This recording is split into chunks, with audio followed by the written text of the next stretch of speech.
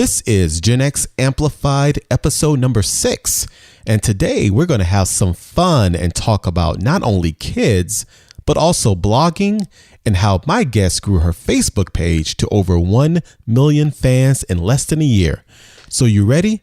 Let's do it.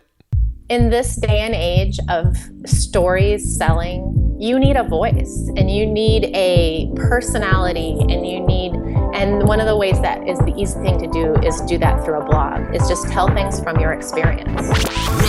Welcome to Gen X Amplified, where we bring you inspirational and entertaining conversations with successful Gen X leaders and entrepreneurs. This is the show created just for you. The powerful generation between the boomers and millennials to help you amplify your story, Maximize your impact, and become Gen Exceptional in business and in life. Now, here's your host, Adrian Porter.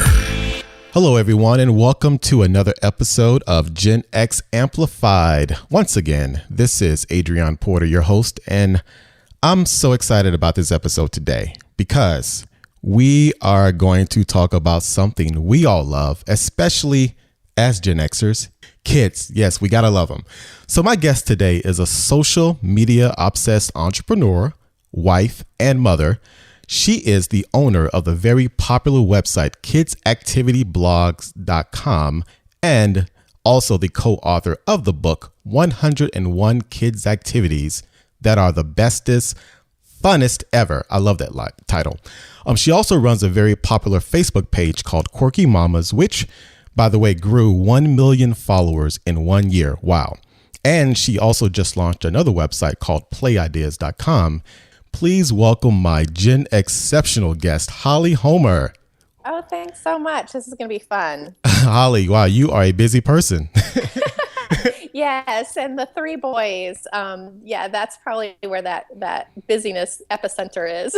Wait, 3 boys? All boys? 3 boys, yes. Wow.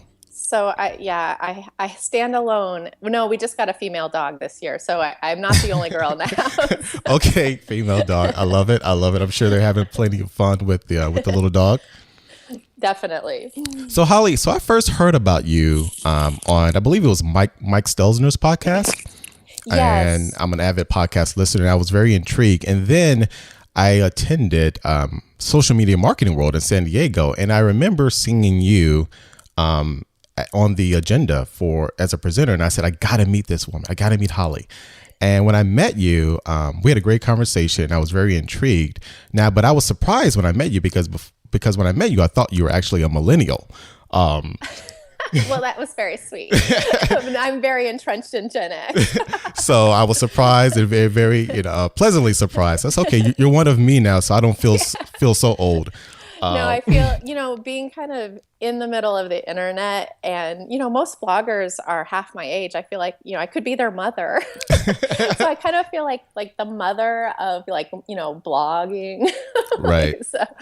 No, that is fine. But in that, you truly have an inspirational and motivational story, especially with launching your own brand and your business. But also, your business is the perfect platform for this community. As many Gen Xers have families and we have kids, and we're always looking for resources to entertain and educate our kids. It's like you're hitting kind of this double thing that I really want to talk about when it comes to Gen Xers and their opportunities, their challenges. But I think that's why I'm so excited about having you on. I love it. And I think you're so right. I literally sat down in my living room, with my partners and we started just writing what we needed and what we wanted. And it's turned into this ridiculously amazing business that's now my dream job. Mm-hmm. That fills a need, but yet these opportunities, in 2015, they weren't around when in the 80s. That's right. No, they were not. Yeah. So, when we were planning, what we were going to do with our lives and, going to college, and I went to graduate school and all these things, just that like really conformed path that was what we expected to be. And Right. all those rules are blown out of the water now. And it's just amazing. Oh, it so is. You hit it right on the head. And that's one of the things that I always talk about, and you and I even talked about, is that what's so exciting about every generation in today's time, whether you're millennial, Gen Xer, Gen Z, but especially for us in Gen Xers, because before when we were growing up in the 20s, like you said, in the 80s, the people that were our parents or grandparents, the boomers or even the traditionalists, if they wanted to launch a business in their late 30s or 40s, it was more difficult, and the platforms weren't available. But now, I mean, there's so many opportunities, as you said, to really tell your story. But speaking of stories, let's start there. I really want to dig into your journey, how it led you to where you are in your life and career. So if you could just kind of take us back and just kind of talk briefly about your personal journey, your story, and then how that ended up letting you really live your dream. Yeah, so it all started about 9 years ago. I have a degree in physical therapy, and I had been a physical therapist for about 10 years, and worked myself up into management and was running clinics and stuff like that. But my dream, from day one of that career was always to be a stay-at-home mom. Mm-hmm. And my husband, during the time I was in a career, had been through, medical school, internship, residency, Air Force payback, and was finally like drawing a paycheck about the time that we had our first son. And so it had always been our plan from day one of our marriage, and we've been married 24 years now, that I would be a stay-at-home mom. So I, kind of that really busy working 80 hours a week type thing stopped for me. And all of a sudden I'm at home with a baby. I would say, like, all of a sudden people weren't listening to me. Right. Wow. And I had always been, just really involved in whatever I was doing. I never do things halfway. Mm-hmm. And so it was a little isolating, and it was just a really different experience. And I had, because my husband had been in school and training and stuff like that, I had been the one, supporting the family, had a little bit more clout that way as far as, the paycheck. I didn't feel like I had to ask permission to ask, all of a sudden those roles were reversed, where he was bringing in the paycheck, and all of a sudden I'm home with a baby. And it was just a really strange feeling, because we had been married for about 12 years at that point. Okay. And so I started actually scrapbooking, because I thought it was a good creative outlet, which led me to photography. And literally the first year of my oldest son's life we have moment by moment photographs. This, you say your oldest son? Yes, and it's just ridiculous when I look at how many pictures I took, because that was before digital photography too. So, right. And so that, like, the scrapbooking, and I realized that was kind of my outlet. I was going, to scrapbooking stores and scrapbooking clubs and all that kind of stuff. And during this process was emailing with a friend from college that I had not seen in 10 years at least. And she had boys, I had boys. It was kind of one of those things that we started just every week. We would like do this massive email back to each other about kind of catching up. And it was every Saturday morning, and we just kind of called it our coffee chats.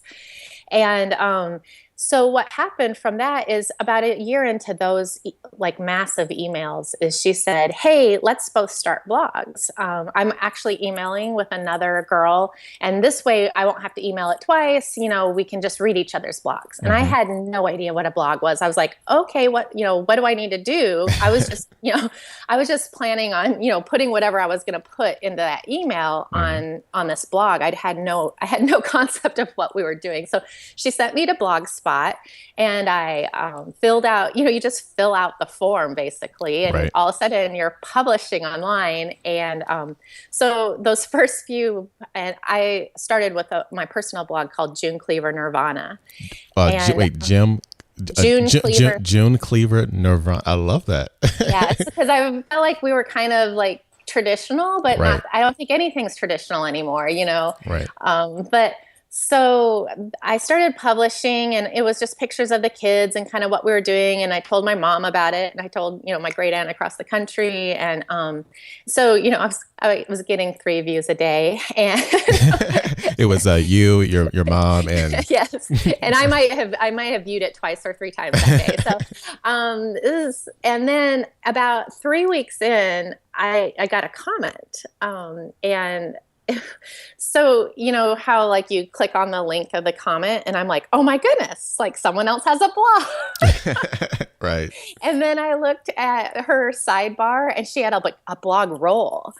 And it was crazy. Like I had no clue anyone else did this. All of a sudden, this whole online community opened up to me. Now, what year is this? Around what year? I think it was 2006. 2006. Okay. Yeah. Okay. And it was just really funny because that I just like was drawn into that rabbit hole of this community that I had no idea existed. Mm-hmm. And it really all of a sudden became my social structure, my sanity, my adult conversation through the days, because there was a lot of other moms that were in similar situations to mine that they may have worked before, but all of a sudden they're kind of at home.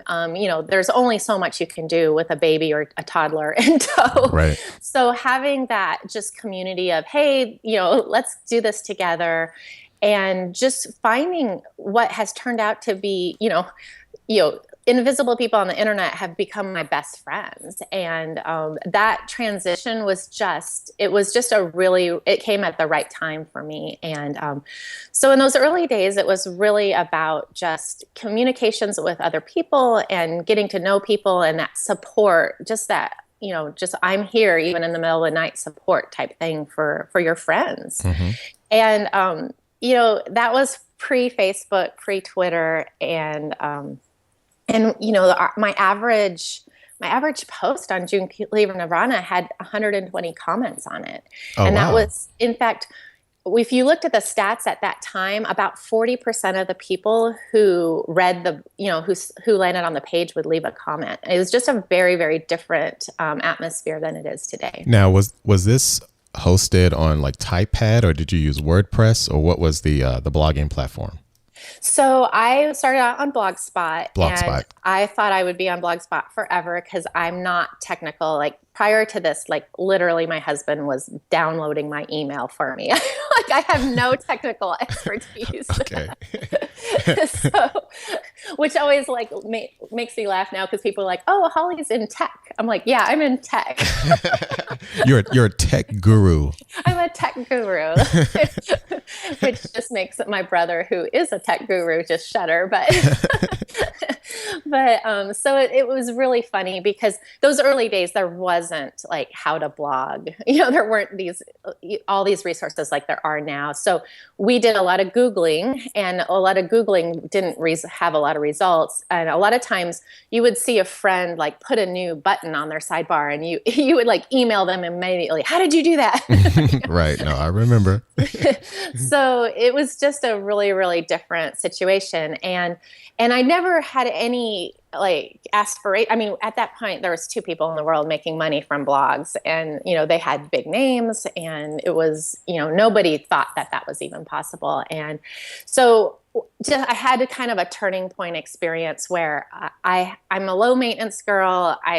I get really intimidated by going into like a hair salon and they ask me a bunch of questions I don't understand. I'm just like, just make me pretty. And so like I had been to probably 10, 12 different salons, and I live in the Dallas area, and there's girls around here that know a lot more about beauty than I do. So I guess that the salons are just kind of, set up for them. And I just never felt comfortable. And I had gone to a new salon that had just opened up just down the street from me. And it was a really amazing experience. Not only did I just say, I don't know, just do what you want to do. And they did it. And they had a computer bar, mm-hmm. like while your hair was processing, you could sit and, update your blog or whatever. And that sounds like a pretty cool salon. It was really cool. And it was, right. Kind of before their time in that sense. And so I wrote about it on my blog, and and just, kind of, I liked the way it was designed. I had a good experience. And when I went back the next month, the salon owner came out and said, I want to buy advertising on your blog. And I said, well, nobody in this area reads my blog. Like, Well, that would be a waste of money. This is before she even knew like what your audience numbers were. She just thought the content was pretty cool. Yeah. So this was before we even knew that kind of stuff. And I was still, I'm trying to think, I don't think I was still on blogs, but I was probably on WordPress at that point. But it wasn't like Google Analytics, I didn't even know enough about it at that point to even tell her that there was anybody in the Dallas area reading. Mm-hmm. And she said, so I was like, no, like, don't waste your money on me. And she said, no, like we had 3 people come in that read your blog post. And I was like, what? Wow. Yeah, that's pretty cool.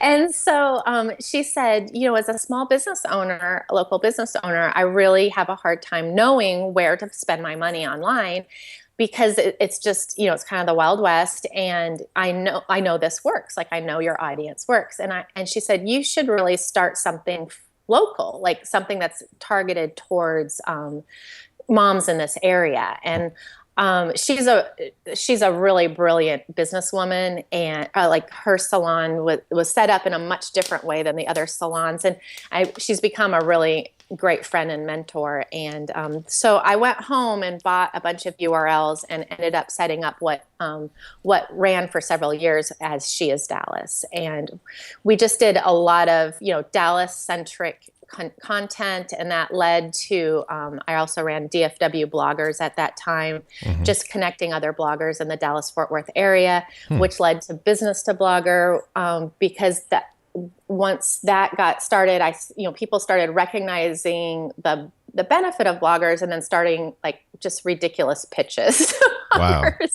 So Business to Blogger now and still does matchmaking between companies and that need bloggers to write about them, and then bloggers who need jobs of that type. And it's more of a situation where instead of sending out cold pitches to 1,200 bloggers that don't know who you are, you post a job, and a blogger who's like, yeah, I wanted to write about that, applies for it. So it's more like a matchmaking service. So you went from not really knowing what a blog was to literally running and launching. You named at least 3 to 4 blogs. I had 5 websites at one time. And it was, like I said, I don't do anything halfway. And right. I was just really intrigued by the whole thing, and having come from running, management, running clinics, running a budget of a physical therapy clinic, that I just felt like, and I was way before my time in this, but I really felt like this is free. Like this is sweat equity. This costs me nothing. There's no risk other than my time and energy. And I just felt like at some point it would pay off. And I was just willing, luckily my husband had a good job, so we weren't counting on the income. So everything I made off my blog in those early years, I was just reinvesting it.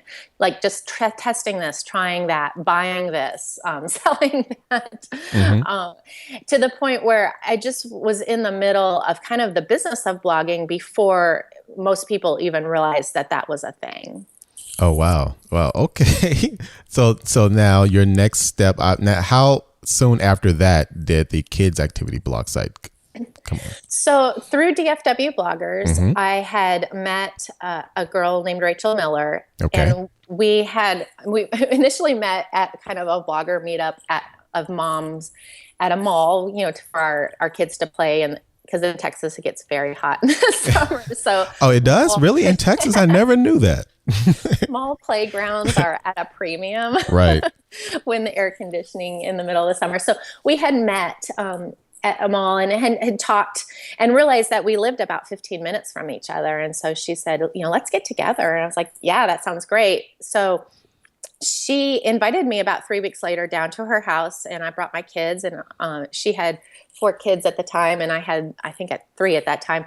So the kids were just playing, and we were sitting in her kitchen, And she just, I mean, I had been there probably 10 minutes. And mind you, we had talked like one other time. Right. She looks at me and she says, I need to sell my blog. And before I even thought, I said, I need to buy your blog. And Oh, right then and there. yeah. And so we just looked at each other for a minute. It was kind of that, like, did we just say that? Now, I'm just curious, Holly, why at that point when she said she needs to sell her blog, were you had already been thinking about trying to purchase another blog site, or you just felt that what she was saying about her blog was so appealing to you? So it was really, really funny because a few months earlier, I had bought my partners out of She Is Dallas. So I had done a bunch of research on what a site of that size was worth. And that was a crazy, crazy research because, one thing would say, oh, it's worth $1,000. And one thing would say, oh, it's worth $80,000. I mean, like the variance between what people actually knew about what things were worth was crazy. But we had settled on a price that everybody thought was fair. And so I knew that website was about the same same size as what Rachel was running, which was Quirky Mama. And I had, before I had gone over to her house, I had looked through her blog and I just thought this is super cute. Like this is something that nobody else is doing right now. You said it was Quirky Mamas? It was Quirky Mama. Okay. Quirky Which is what our Facebook page is. Right.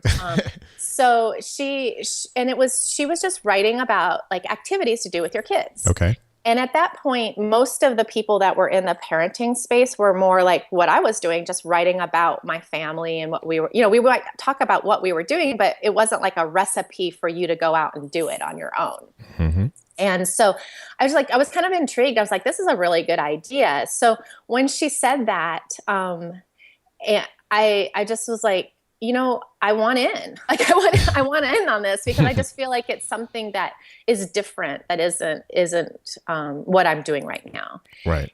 And so we settled on a price, and what was really neat was her blog had grown to a point where it had become a business, and that's not what interests her about blogging, but she still wanted to write, and I loved the business of blogging, and the writing of kids' activities and stuff was something I was completely unfamiliar with. So they were raising money to adopt 2 babies from Ethiopia. Okay. And so the other really fun thing about that story is that investment I made not only created kids' activities blog, but she has 2 beautiful, beautiful children that I feel like I have a tiny, tiny part in. Wow. No, that is a beautiful. Now you mentioned earlier that she had 4 kids. Now are these 2 that she adopted in addition to the 4? So she has 6 kids now? She does have 6 kids. Wow. And then I have 3 because I'm a total underachiever.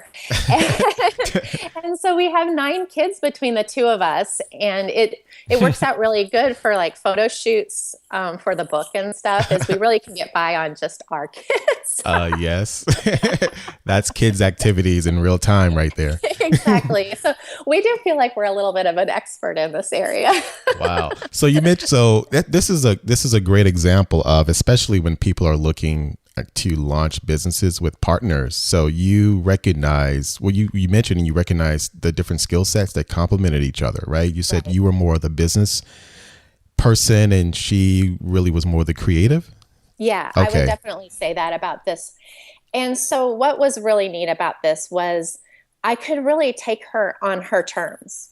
I tried to figure out what was important to her. And so that was like, she always felt like Kids Activities blog was home for her. Mm-hmm. And I didn't want that to change. So whatever she needed, that was my top priority because her brain is so amazing and her creativity is just is unmatched. And as long as we can figure out a win-win situation, that like we benefit from both sides of that. So how did the name Kids Activities blog? So you said the blog site initially was called Quirky Mama, correct? Right. Okay. So how did the name come to fruition?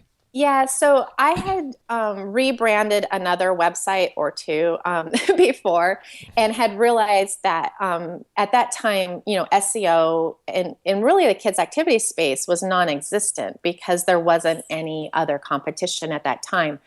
And so I really felt like if we could get the words kids activities into the name, it would pay off in search traffic forever. It's a great URL. I mean, I'm surprised it was available unless you bought it at a premium, but no, I bought it for, $9.99 for awesome. GoDaddy. Awesome. So yeah, it's longer than I wish it was Yeah. because I had to add that blog on there to get, the kids activities name in there. But, right. but I had learned from previous experience with press and that kind of thing that Quirky Mama describes us perfectly, and it's amazing. But we were spelling mama, Momma. And I realized that every time I said that out loud, like on a TV show or on, like to a friend, I was going to have to spell it. Right. And that's just like kids activities blog. Like people can remember that and go find it later search it. But Quirky Mama, you could spell mama 10 different ways. And so that was what my concern was. And both are great names. I think you can't go wrong with either one. But what I love about kids activities is that it has a utility like built into the name, and it just speaks to, it pretty much calls it out, kids activities and blog. It's really kept us focused because if it's not a kids activity, like we just don't publish it. And we have expanded a little bit I say kids activities and parenting resources, but our core article is something to do with your kids that's inexpensive or free. Right. So let's dive in a little more on the website. So what year did this come to life? Kids Activity blog site. I think, I'm so terrible with numbers, but I think it was about 5 years ago. It may be a little bit longer. Okay. That we've been working together on this. Okay. And basically the purpose of the website, it's pretty self-explanatory, but it's just a haven for parents to just really, I guess, come up with activities, and you guys provide a lot of resources. We really do. And and this is what Rachel really started with this vision, but I think we've really come together in expanding that, is that our kids are so overscheduled and so over commercialized Really? that like this generation just like I don't know, like we were so lucky because I remember my mom just opening the back door and then we wouldn't come home when we were 5, we wouldn't come home till we were hungry. We would just like roam the neighborhood with the other kids in the neighborhood. If we played football, we would play, tackle football on the corner lot with, kids that were 10 years older than us. That was the Gen X experience. When the street lights came on, you play outside. Yeah. And I love that about our generation. And I feel like our kids are so cheated that they don't get, like, we're so wrapped up in safety and just, making sure that they're enriched and they're, and that they're, the best soccer player that's ever been invented. And like poor kids, like just let them play. Right. Or we reward them for like 8th grade and they get ribbons and trophies. That's interesting. And I study a lot. I mean, it's a passion of mine, generational insights. And the kids that we're talking about, actually your kids and mine, I have a 6-year-old son. They're called Gen Z. We have more of a direct relationship with Gen Z because those are our kids. Right. And so that is the generation that now a lot of people are starting to look towards, especially brands and the media. I mean, millennials are really in vogue now. But when you think about the next generation, Gen Xers are the ones that have that direct influence because we're their parents. So, right. And a lot of the things a lot of the insights and principles that we have, we see that in them, or we're trying to gear them toward that. But it's interesting because, like you said, with Gen Z now, everything is so immediate. And they don't play outside like they used to. They're very coddled, which is our fault. Right. I know. It's our fault. And that's, I feel like one of the things that we try to do at Kids Activities blog is say it's okay. it can be simple. Right, like, right. like it, if you throw a birthday party, it does not have to be the budget of the car you just purchased. No, and I want to really, that's what's so great about the website. And I must confess too, like I've been on the website, and again, I mentioned I have a 6-year-old son, so I found it very useful. What I love about kids activities, and I was going to ask you what makes this site different than other parenting sites, and you can go into more detail, but what immediately struck out to me is that you all are writing about and providing value and information about taking basic elements that are either around the house that don't cost any money or very cheap. For example, my son, and based on when this podcast comes out, and he's all about the Minions, right? And the Minions movies are coming out. Right. So I see this Minion, make your own little Minion puppets on the website. And I thought that was so cool. You basically, and for any one of you, I mean, who doesn't know the Minions, right? Especially after Happy. But you can take a basic like yellow rubber dishwashing glove and cut out the fingers and put little eyes. I mean, that's genius to me. Right. And that's really kind of our charter is like my, kind of the way I think about it is, why would you spend money on something if you could, when you have a kitchen junk drawer? Right. That kitchen. And everyone has a kitchen junk drawer. And so we're so many of our things are like, using toilet paper tubes or paper plates or spoons, or, I mean, just whatever we have so many resources in our home, yet our kids, are programmed to think, well, if it didn't come from Target, then it's not a toy. Right. And so I think that's where it's almost like talking moms off the ledge, saying, it's okay. Like, you can create something. And I think Pinterest is partially to blame for this, but it's okay to do something for the experience, not the end product. Right. Oh, yes, I love that. I love that. The experience. And that gets to, I was going to ask you about like the brand purpose of Kids Activities Blog, because when I talk about branding with people and we talk about brand, it goes beyond just what you do. It's why you do it. And it's one of my favorite elements of branding. And you mentioned the charter for Kids Activities Blog. It sounds like your and Rachel's why for the site is really beyond just providing providing content, but you want to help parents just take the essential basic things that they already have and just have fun with it with your kids, or let them have fun with it. Yeah. And, this came about, obviously this has been evolving, but I speak at moms groups sometimes. And the last one was in an affluent suburb of Dallas. And, they're a lot younger than me, most of the moms because they're usually moms of preschoolers and stuff like that. And it really, really struck me how they, the outside influences these days on moms to create that perfect family from the outside is ridiculous. And to the point where they feel like, and, this is what I'm projecting they feel like, but from just the feedback I got is they really almost feel like it's not worth it unless it doesn't come out with beautiful pictures and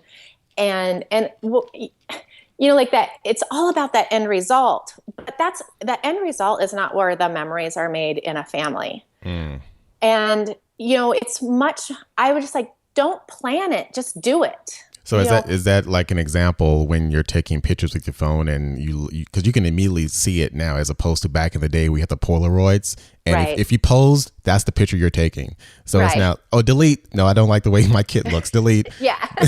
Wipe the brownie mix from his face. Let's take it again, and you're taking a picture like 10 times.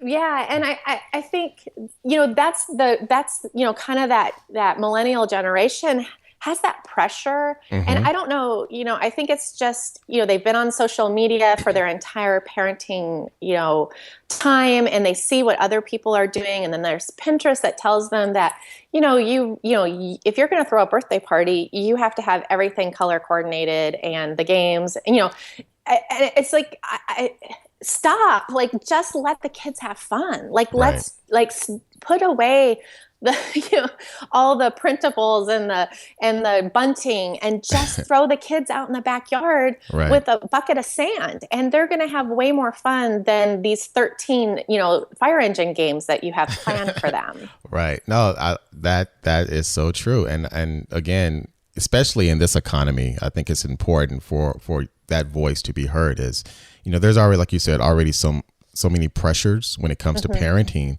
So just that added pressure of making sure everything is perfect, and the peer pressure and the birthday parties, and like if your son's classmate has a birthday party at Monkey Joe's and they have like all these different favors, and you feel pressured Right. to up one. And you're right. At the end of the day, that shouldn't matter.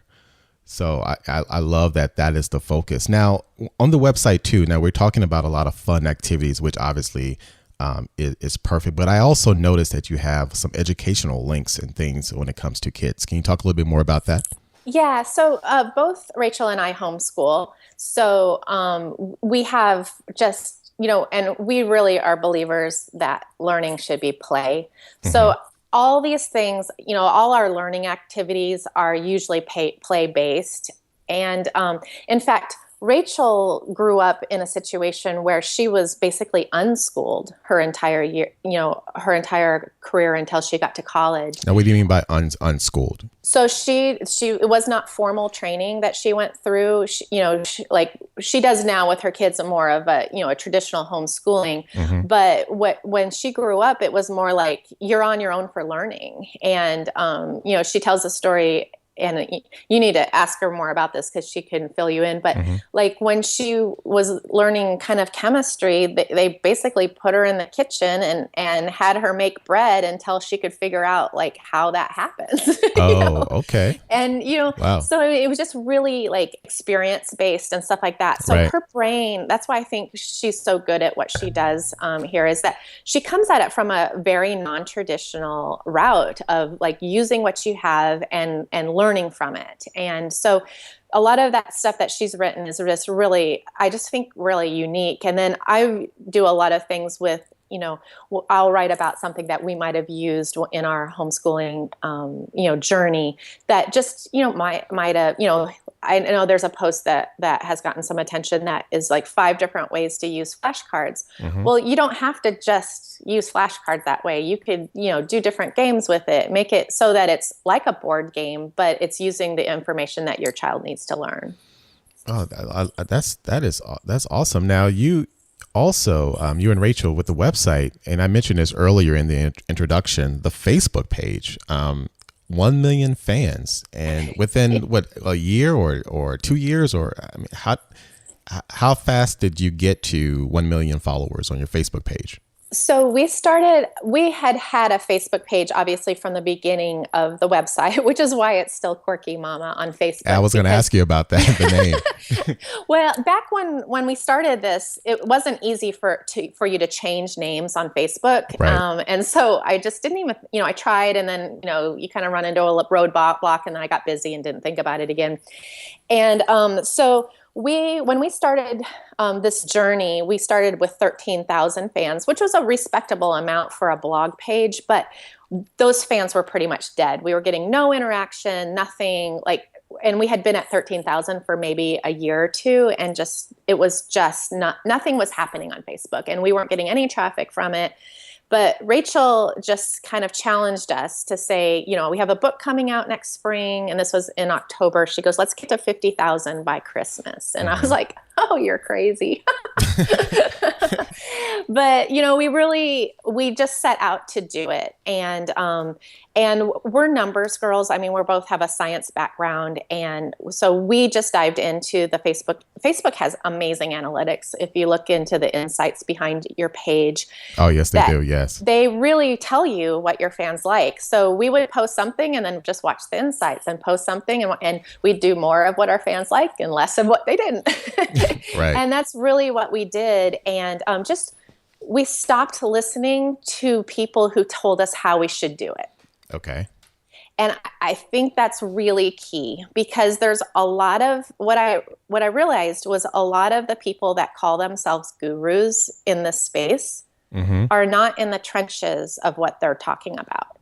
So can you explain why is that? Well, why do you think that is? Because when you get a certain level of success, then you wouldn't be like, you're not the one that's posting. You would hire someone to post to your Facebook page. You know what I mean? Right. But the way Facebook is, I mean, algorithms are changing, on a weekly basis some months.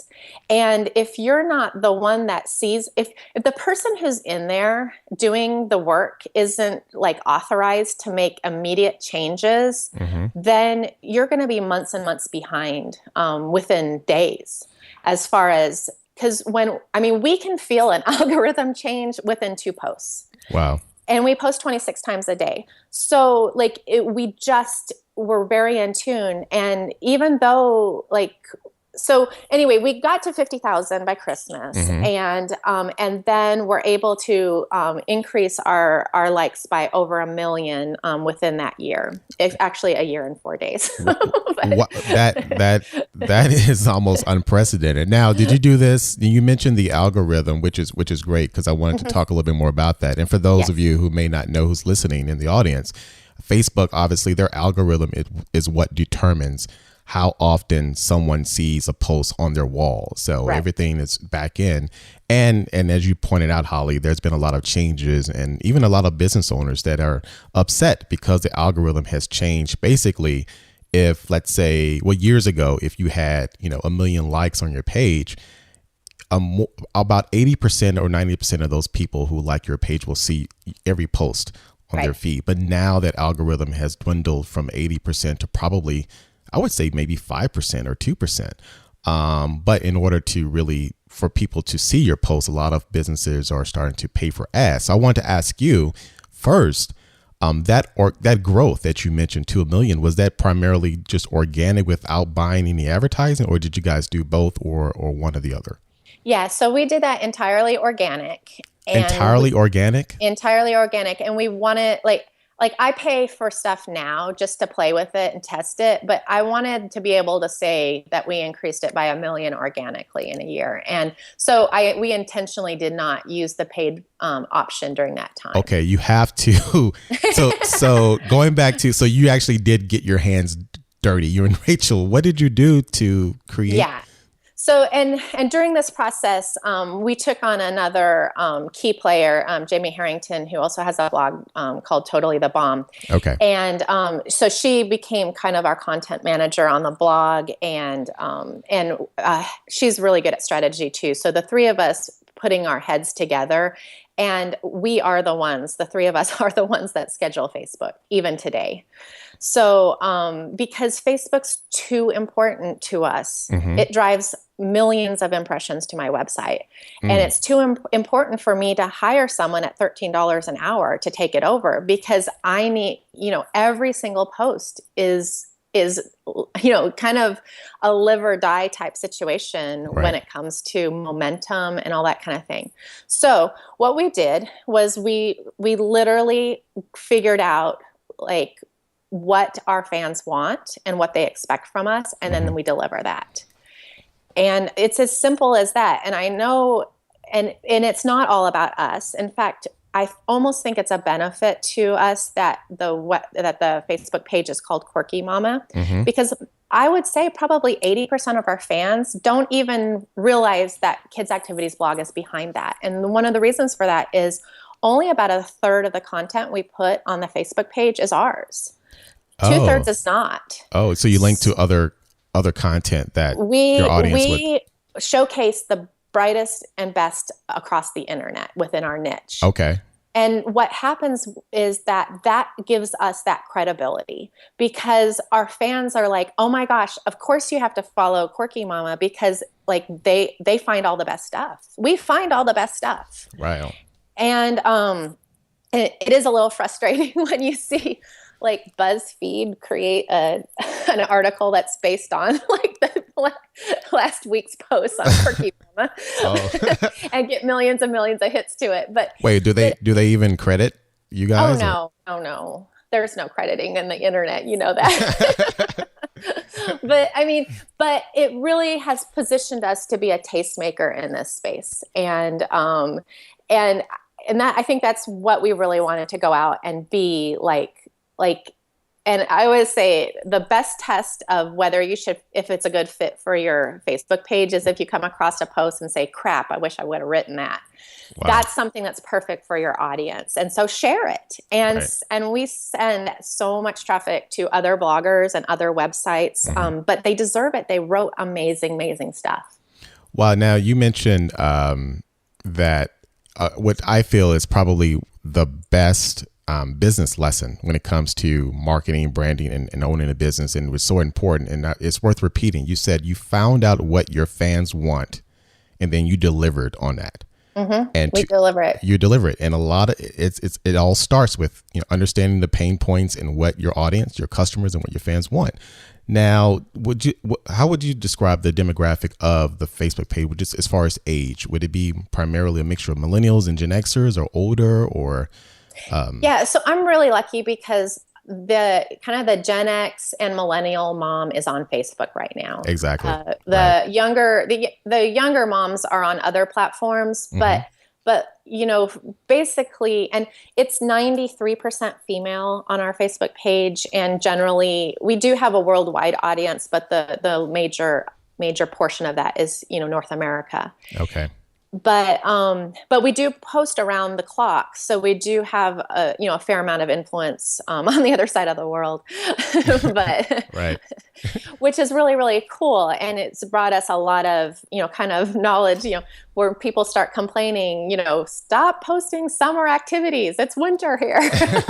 Oh, that's right. It'd be great if you can just click a button and all the content on Facebook will change based on your time zone. I know. That's not the internet.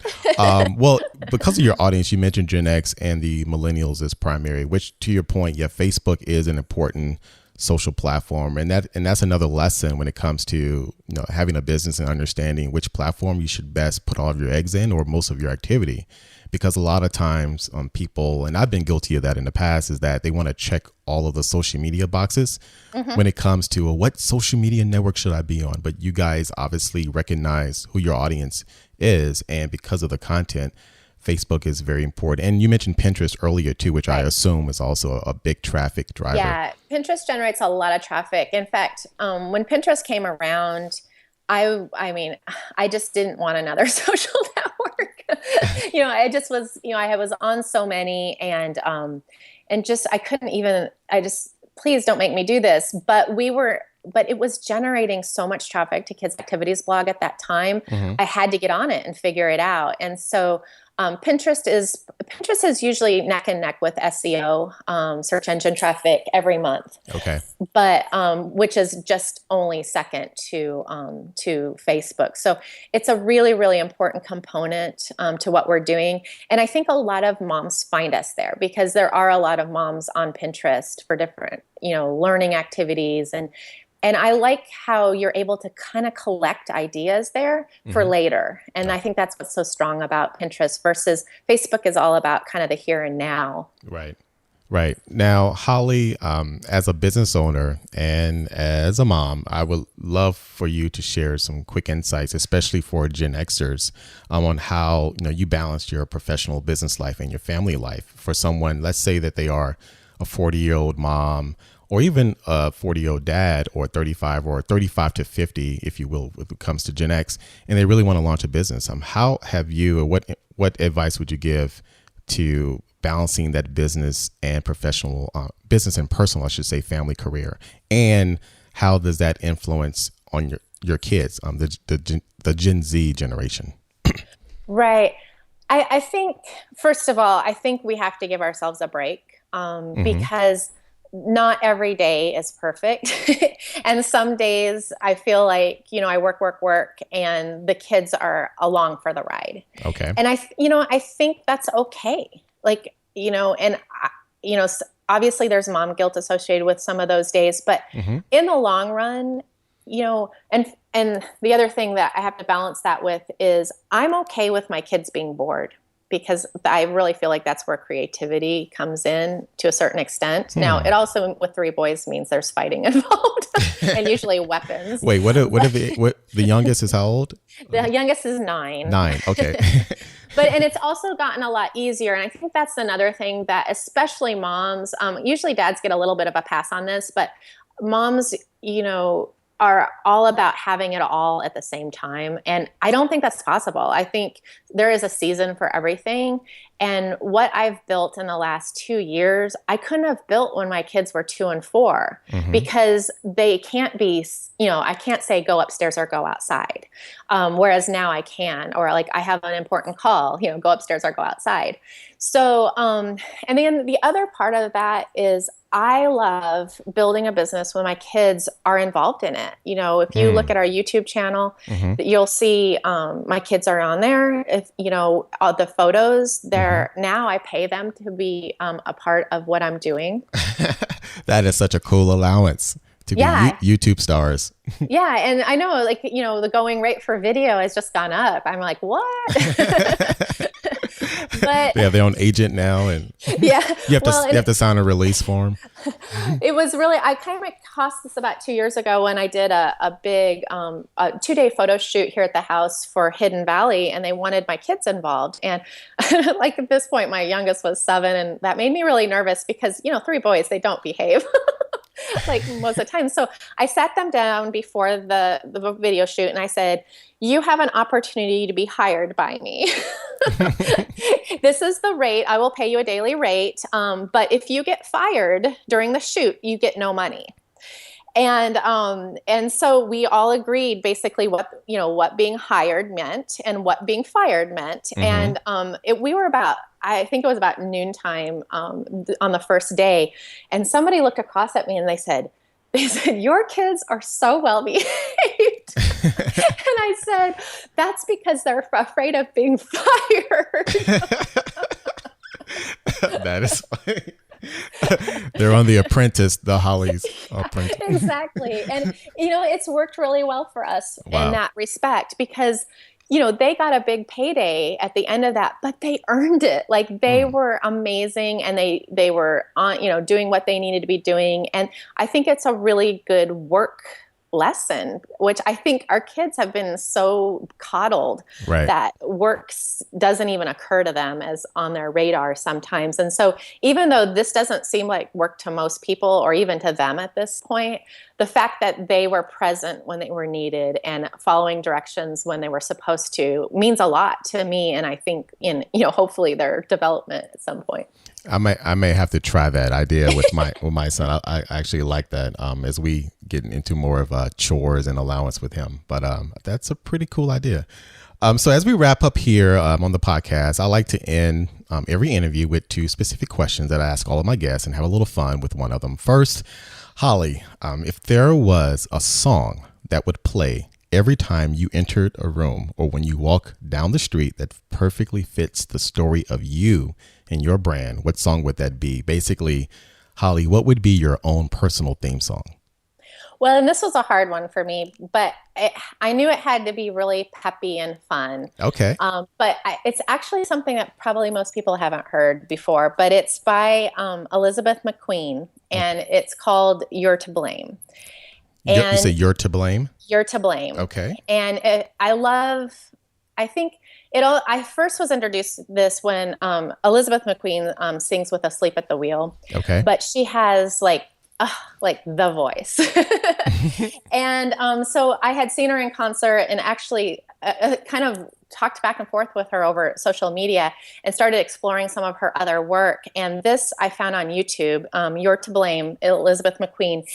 And it's just perfect. Like it just has like that peppy, but like I'm confident I'm going through this with a happy attitude that I love. I love that. So that fits you perfectly, huh?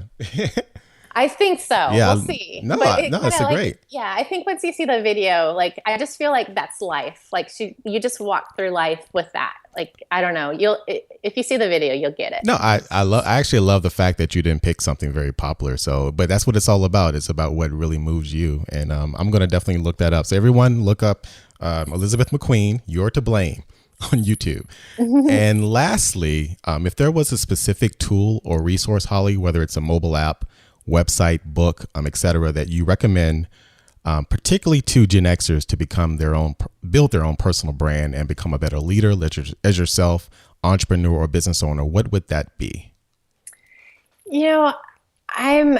This one is even, I think, harder. And one of the things and this seems like such a 10-year ago suggestion or even 7 years ago, but I think it comes back to the blog. I think a lot of businesses even, today think, oh, a blog is outdated. A blog, I don't need a blog. Like I'll have a Facebook page or I'll have a Twitter account.